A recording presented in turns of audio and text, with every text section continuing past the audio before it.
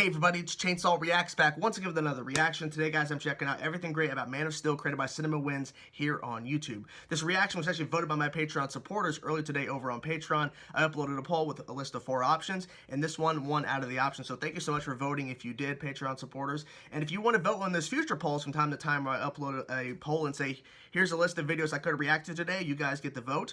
Make sure you head over to patreon.com, search up Chainsaw Reacts, or click the Patreon link in the description of this video. Head on over and see the options that I have available for Patreon. So, I'm excited about this. I came across this video, I'm like, this will be interesting, because I like Man of Steel. The more I see the movie, I'm like, yeah, it's a good movie. Like, yeah, there's some issues, and it's a darker tone, but I like it. I like the direction Zack Snyder took, and I like how he set up the Superman and how he kind of started this DCEU.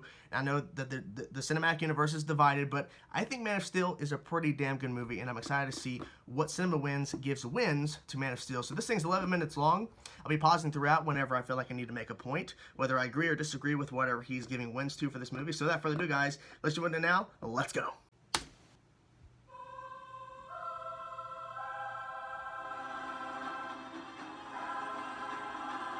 Spoilers. I've got to say, the weird 3D magnetic liquid stuff is a unique piece of imagined tech. Sir, is everything all right? I said, Erlich Ogino to the rescue! This is the moment I realized Snyder wasn't using slow-mo. It's a great shot right there. I imagine Nolan producing must have played a part. Krypton is a visually well-developed world. Unexplained advanced technology, distinct architecture, fantasy-like animals the Kryptonians keep as pets, and arrogant self-righteous inhabitants. And the carvings on the codex give us a sense that there's an extensive history to this world. Oh, okay. Get to that part next. I agree. I felt like with Zack Snyder and the team, you know, basically building this movie, wanting to dive into more of the history of Krypton and showing more of it, because a lot of times when you read the origin of Superman, or you're just reading Superman comics and just following along a storyline, Krypton isn't really, it's kind of pushed to the side some. There's some stories that are centric and it makes sense to explore more of Krypton, but what I like about this movie is that the first little bit of it is just Krypton. Like, we'll get to Clark, we'll get to Superman, but let's focus more on his dad and the destruction of Krypton, and basically setting up Zod a little bit as well in the process. And of course, Russell Crowe, I mean, he's fantastic, so might as well use him. That's what you get for messing with Maximus. I like this fight. That's what you get for messing with Cinderella Man. Codex is Krypton's future! This version of Zod is another villain with a purpose. We'll see throughout that he's not just twirling his mustache trying to win world domination or settle a personal vendetta, mostly. He's just concerned with the future of his species. This is a pretty great wormhole transportation thing they've built. Like nothing I've ever seen. It's pretty cool. The destruction of Krypton is done masterfully and believably. I agree. Zimmer, do I hear a little Interstellar score in there? Or I guess I heard some Man of Steel score in Interstellar? Probably Either that. way, the entire score is beautiful, especially Superman's new theme. Yes. Nice touch to have the Man of Steel be a placeholder for an actual piece of steel. Also, just wind. That's awesome. Eagle struggling in the wind? A little foreshadowing, methinks? Not that the size of Superman's muscles has anything to do with his strength, but it's nice to finally see a shredded and imposing force that is Henry Cavill. Snyder said he really wanted to pretend like this is the first Superman film and not take anything for granted. That being said, I think he and Goyer did a phenomenal job of keeping the Smallville teen part of this story brief, and the segues to both flashbacks are seamless. I agree. I like the fact that they did that, because it really showed what he was kind of dealing with when he was being raised. Because what normally happens with a Superman story is that Krypton's destroyed, and that's kind of it. We see a little bit of his parents, but that's it. And then we just kind of see little bits and pieces of him growing up, and then it's just like full-on Superman. I like the fact that they did some flashbacks to kind of setting up what he kind of went through as a kid, because it's like, yeah, the Superman stuff's awesome, but we also want to look at his human side, if you will, because I think it really adds more to his character. Because Superman, some people look at Superman and see him as like a one-note character where all he is just, you know, the symbol for justice, you know. And Superman, like you only just see Superman and not necessarily Clark Kent. So what I like is that they kind of focused on him being younger and kind of dealing with bullies and saving that bus and all that kind of stuff, or, you know, lifting it out. It's really cool that they added in. It's the small touches, I think, that add more to this movie. What a perfect example of humanity's narcissism to interpret two parents sending their child off their planet to save him from death as an answer to our problems and not the other way around. You are my son. This has to be the best Pa Kent we've gotten to date. No? I agree. Sure, Clark seems mild-mannered, but seriously, he's still as white as a What an door. idiot. Come on. But Clark gets a restraint win.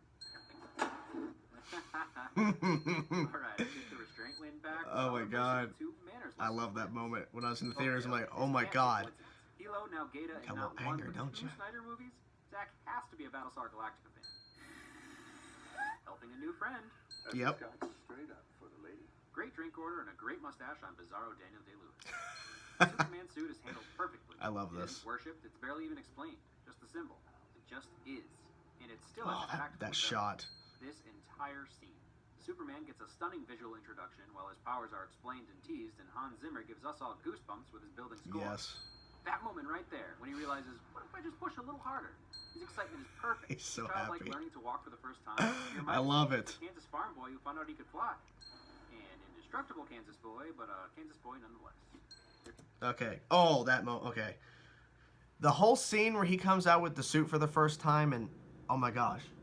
Oh my.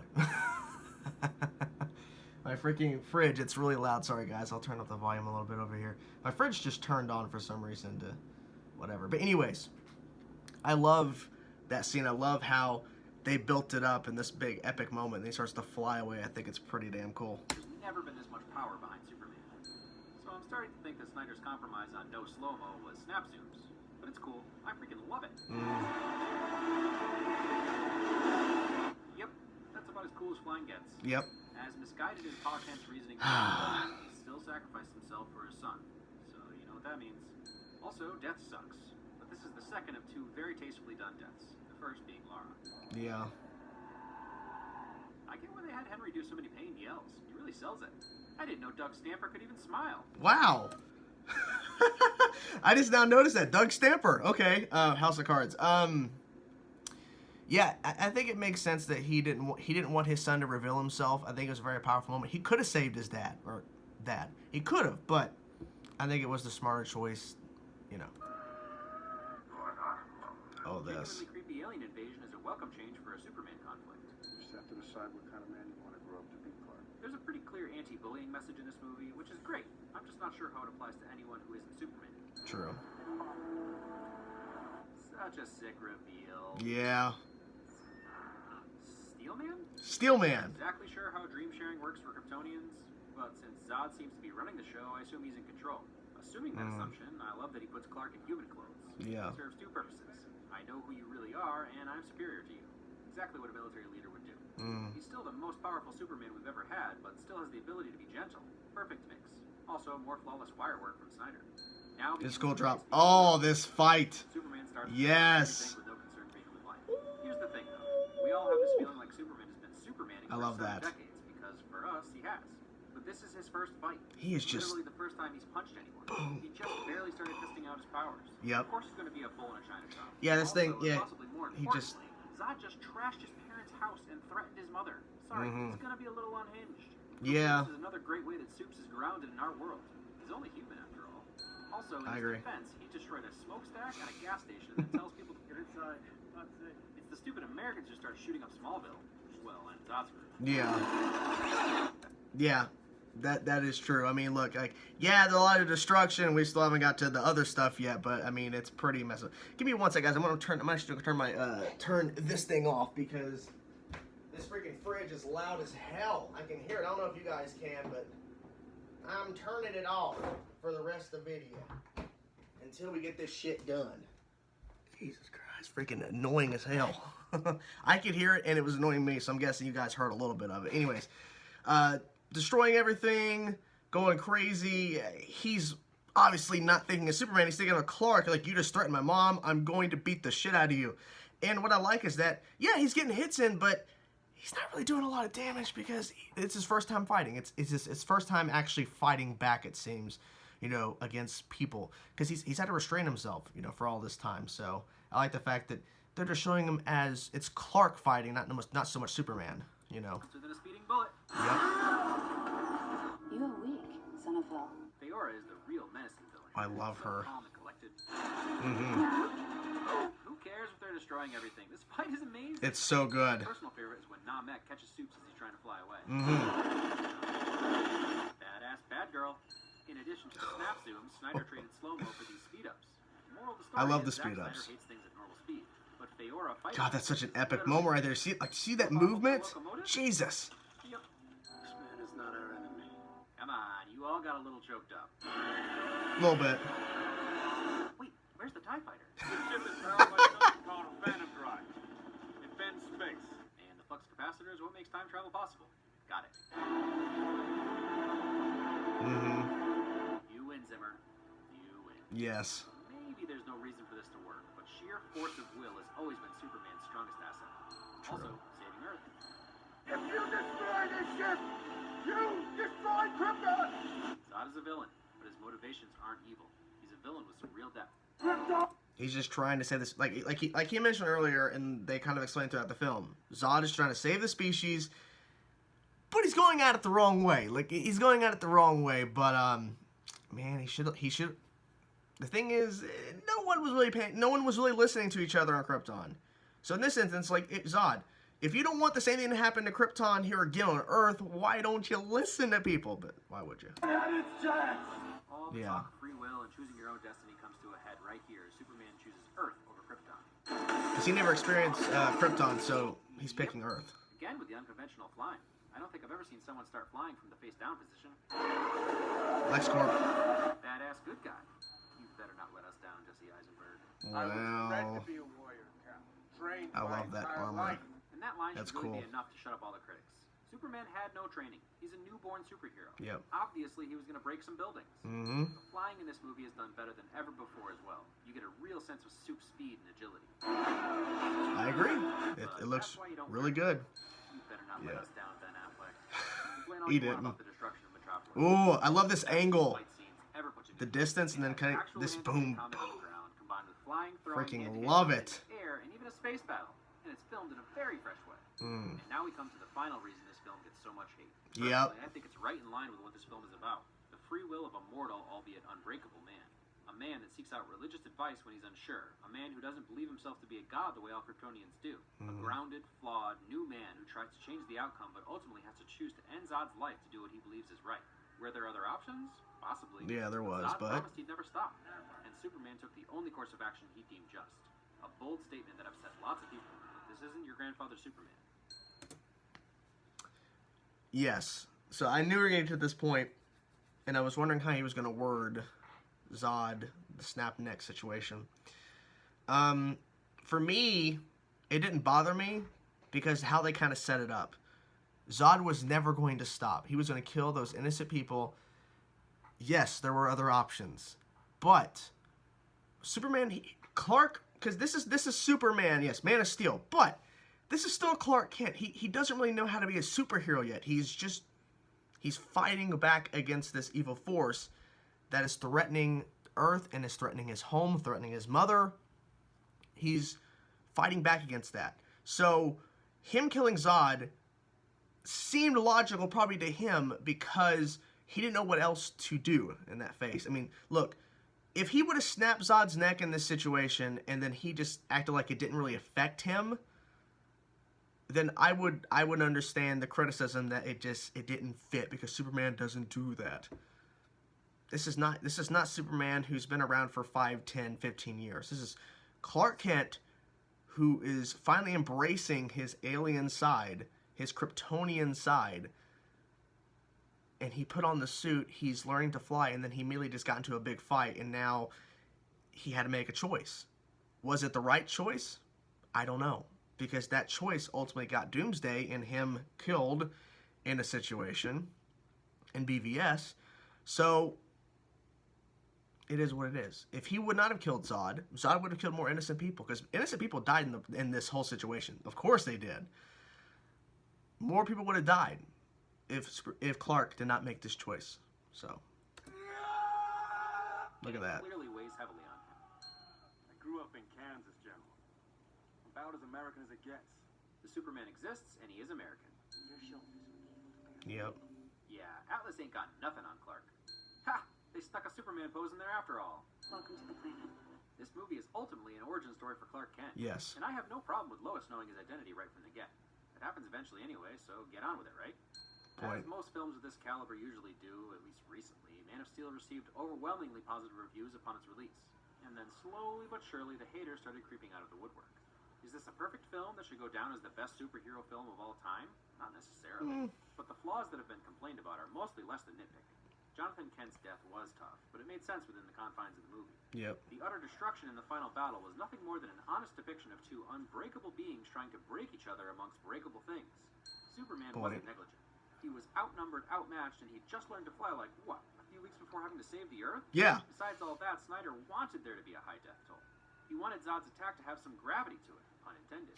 DC's universe is not the MCU. True. Superman has been a Boy Scout for the last 70 years. Aren't we ready to see him be grounded in a little more reality? We all resoundingly agreed that Nolan's Batman was what we wanted. We're in the golden age of comic book movies because of it. Iron Man set up a spectacular world for the Avengers. Man of Steel did not fall short of doing the same for the Justice League. And since we're liable to hit saturation point within the next few years, I'm glad the DCEU is going in a different direction than the Well, all about now, but Not every cast was perfect, but Michael Shannon's Zod is fully competent. perfect. He was outshined by Ansha Traus-Feora. Man, she's awesome. Ma and Pa Kent definitely met, if not surpassed, every other representation of those characters. And Henry Cavill is about as soups as we can ask for. Yep. Especially in this new universe where he's a growing, learning, conflicted real character. This portrayal of Superman is different from any that's come before it on film. He's not perfect. His choices have consequences. And I believe that the choices he made in this movie will go on to affect every film in the DCEU. Hans Zimmer's score Close, for this yeah. film is phenomenal. Love it. Villain's theme puts you on edge, and Superman's theme added a feeling of new beginnings and anticipation to the triumphant score of the past. Other than that, I have no worries about Dawn of Justice. I have complete confidence that Nolan, Snyder, and Goyer won't let us down. Now, Batfleck could be a different story.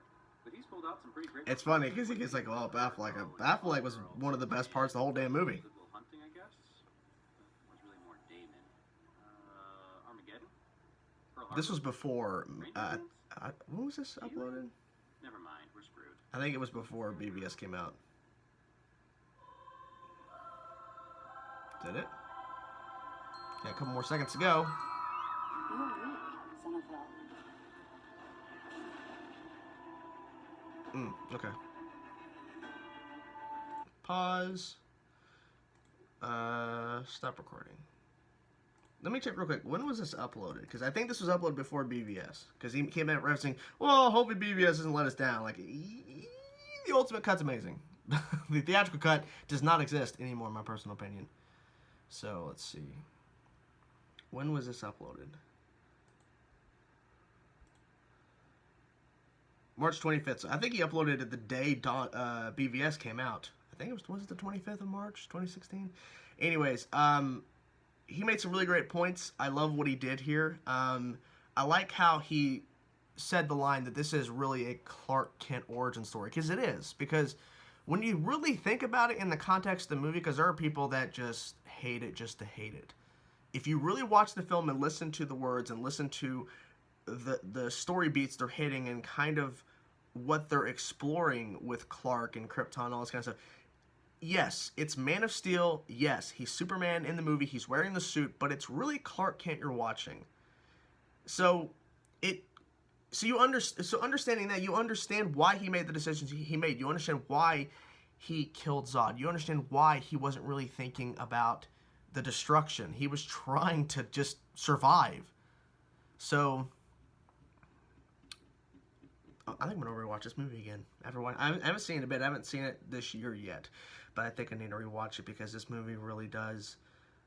I think it explores things that people were not expecting with a Superman film, and you see where he was not embracing his alien side until it needed to be, until he felt like he needed to figure out who he was, so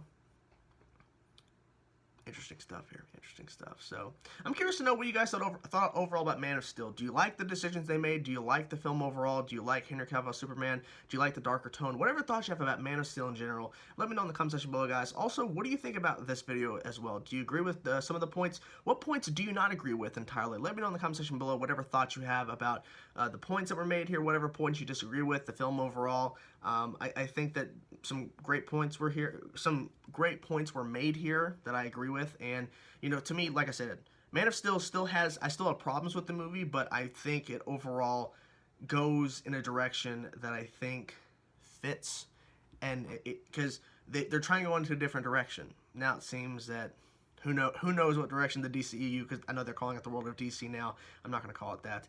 But I'm hoping the DCEU continues to go in a different direction than the MCU, just because DC's gone darker in the past, but also these are completely different characters, so we can go in different directions. We don't have to follow the formula of the MCU. Let's just let the MCU go this way, DCEU go this way, so we can have two separate universes that feel different. And so us as fans of Marvel and DC, and I'm one of them, can enjoy both universes and see the differences. See some of the similarities they both have, MCU, DCEU, but also see the differences that make me love these movies. So there you have it, guys. That's my reaction. Hope you guys enjoyed the video. I'll talk to you guys soon. Peace out.